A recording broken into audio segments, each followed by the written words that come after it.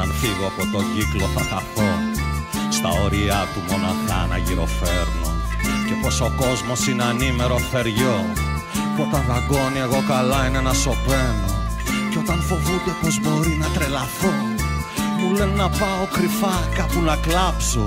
Και να θυμάμαι πως αυτό το σκηνικό είμαι μικρός, πολύ μικρός για να τα αλλάξω. Μα εγώ με ένα άγριο περήφανο χορό, σαν αετός πάνω απ' τις λύπες θα πετάξω. Σιγά μη κλάψω, σιγά μη φοβηθώ. Σιγά μη κλάψω, σιγά μη φοβηθώ. Θα πάω να χτίσω μια φωλιά στον ουρανό. Θα κατεβαίνω μόνο αν θέλω να γελάσω. Σιγά μη κλάψω, σιγά μη φοβηθώ. Σιγά μη κλάψω, σιγά μη φοβηθώ.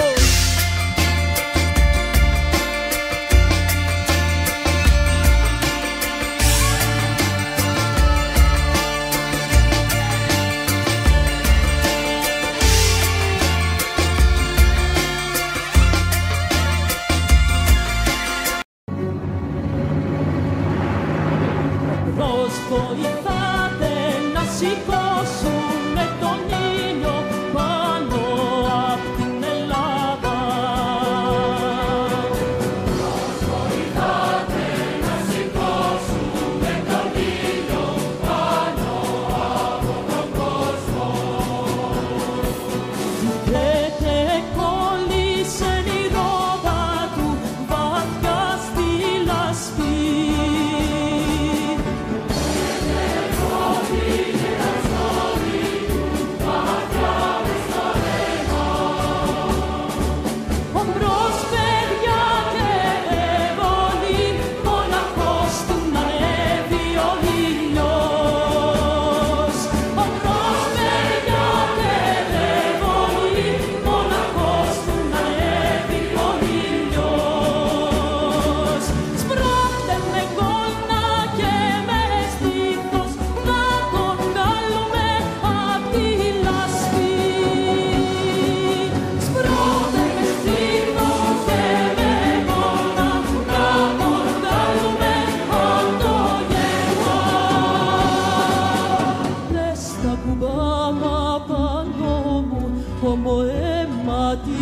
Αδερφή του.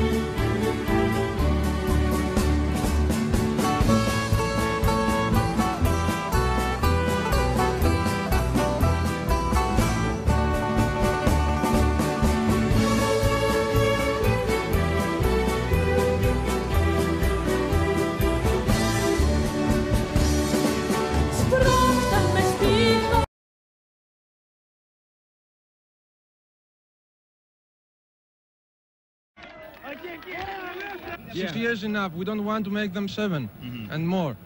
When we are afraid that if things will go on like it happened these 60 years, it will not continue only 7 years, but more than 7. Do you think this kind of action will be successful? We hope that will be the first, the beginning of a bigger revolution against the junta, and why not to happen something like Thailand, whatever happened in Thailand. But do you think this is very dangerous for students? No. Of course it is dangerous, but we prefer our freedom, even having some dangers. That's the best thing, of course. The best thing is freedom. C'est contre l'impérialisme, tout ça, contre le capitalisme. On dit encore, ici il n'y a pas seulement des étudiants, il y a des élèves, il y a des ouvriers, il y a tous, tout le monde vient ici. Des ouvriers aussi? Oui, des ouvriers, tout le monde avec nous, les étudiants, tout le monde.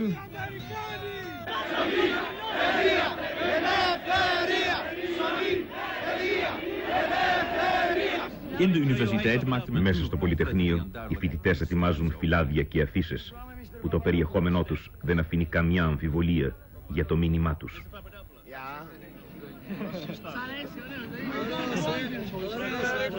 Why don't you want it? Marquezines. He's an army man, and we want freedom, you know. We don't want Papadopoulos and any of his company. Understand? That's all. We took up our mind, and we decide to fight for this. We want to fight now. But you have a little bit experience with the police, isn't it? Yeah, it doesn't matter. It is our heart that is making this. So it is very easy. If we want something, we get it.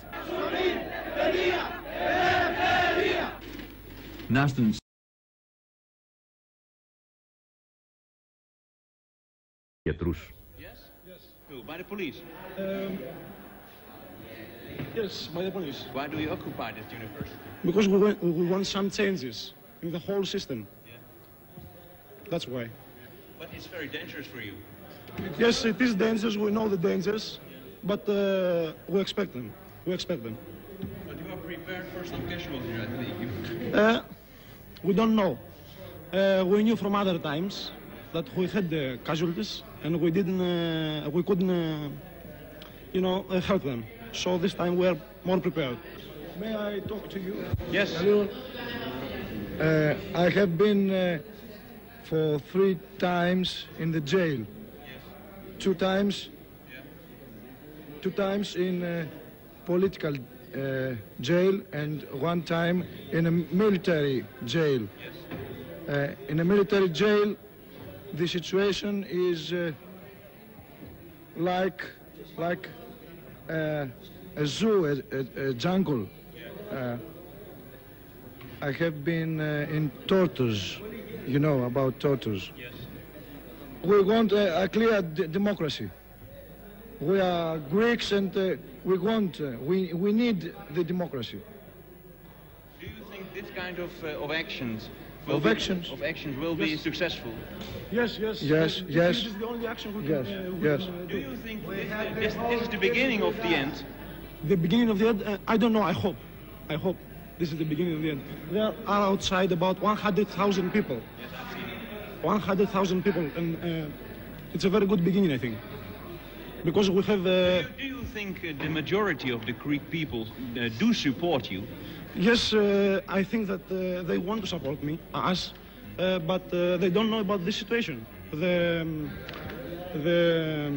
The television and the radio does not say anything about us. The censorship.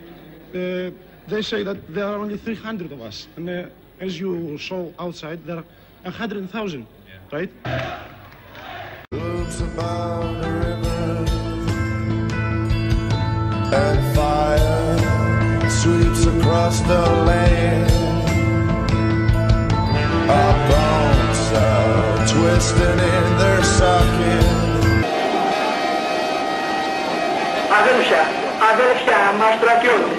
Αδέλφια μας στρατιώτες, δεν θα σηκώσετε όπλο, δεν θα σηκώσετε και δεν θα πυροβολήσετε, δεν θα σκοτώσετε τα αδέλφια σας.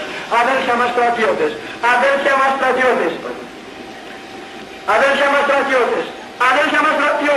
πώς είναι δυνατόν να πυροβολήσετε τα αδέλφια σας, να χυθεί ελληνικό αίμα. Όλοι πιστεύουμε στην ευκαιριά. Και εγώ πάλι πρώτος αρχίζω τον εθνικό ύμνο, αυτό το αιώνιο σύμβολο της ελευθερίας. Σε γνωρίζω από την κόψη του σπατιού την προβολή, σε γνωρίζω από την όψη που μετράει πέρα τη γη. Από τα κόκκαλα βγαρμένου των Ελλήνων τα ιερά και για πρώτα δεχομένη σε ελευθεριά. Ακατέρι, την ελευθερία αλλιά, το να χτύπα και το χέρι από την απελπιστιά. Άγινα και τούμα, ήταν όλα σιωπιά, γιατί τα χέρι εκόρα και τα πλάκωνες λαπιά.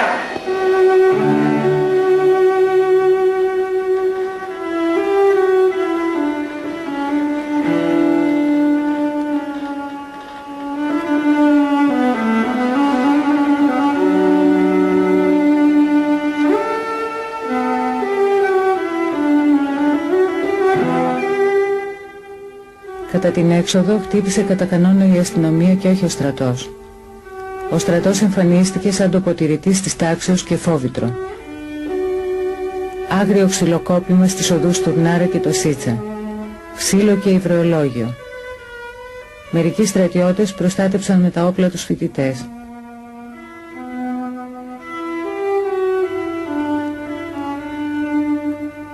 Άλλη μία έξοδος στη νεότερη ελληνική ιστορία.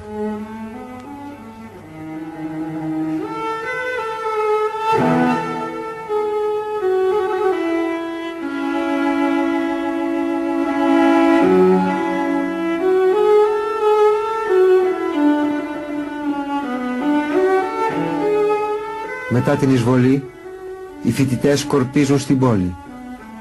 Πολλοί άνθρωποι στη γειτονική με το Πολυτεχνείο περιοχή ανοίγουν τα σπίτια τους και τους κρύβουν.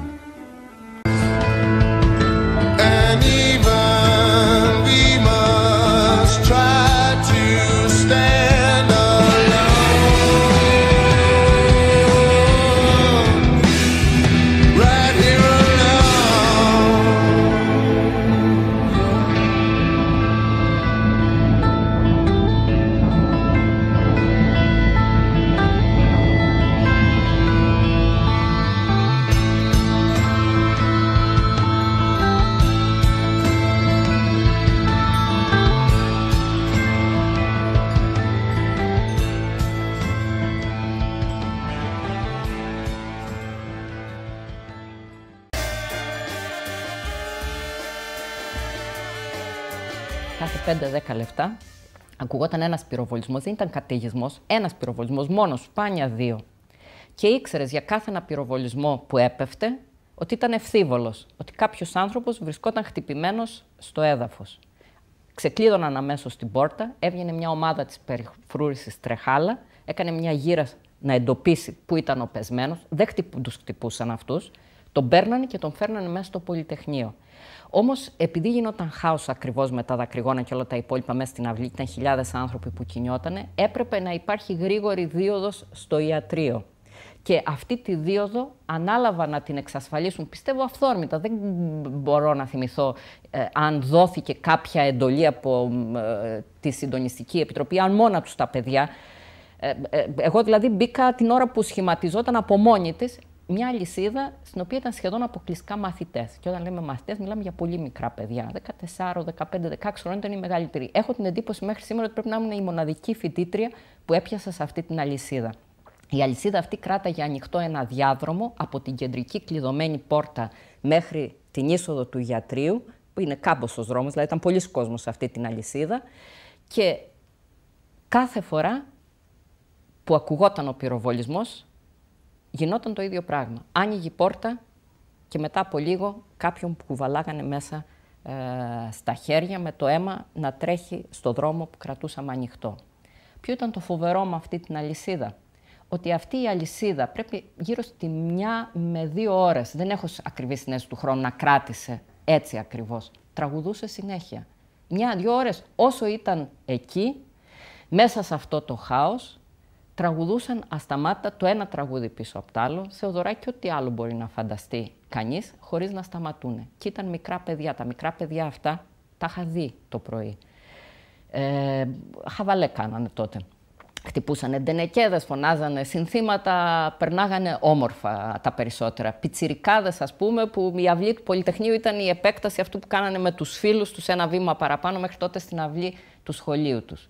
Όμως μετά τις 9 η κατάσταση ήταν εντελώς διαφορετική. Τα παιδιά αυτά είχαν ακούσει το μήνυμα που ζητούσε να εγκαταλείψουν το χώρο, δεν είχε φύγει κανένα από αυτά.